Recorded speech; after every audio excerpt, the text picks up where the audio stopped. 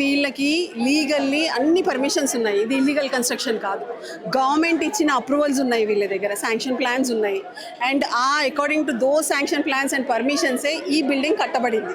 2004 నుంచి, అంటే గత 22 సంవత్సరాల నుంచి వాళ్ళ పొజిషన్లో ఉన్నారు. ప్రతి ఒక్కరూ ట్యాక్స్ కడుతున్నారు.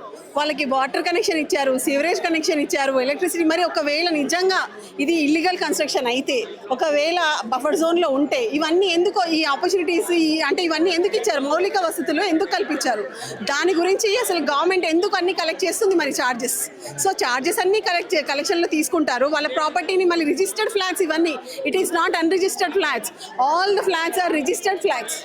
సో ఇక్కడ మీరు తీసుకొచ్చి ఒక గాంధీ సరోవర్ కట్టడానికి అని చెప్పి ప్రజల మీద, ఒకవేళ మీరు డెవలప్మెంట్ చేయాలంటే అది తప్పు. ఎప్పుడు కూడా గవర్నమెంట్ ఏం చేయాలంటే ప్రజల కోసం, ప్రజలతో కలిసి డెవలప్మెంట్ ఉండాలి. కానీ ప్రజల మీద, వాళ్ళ ఆస్తుల మీద నిలబడి ఒక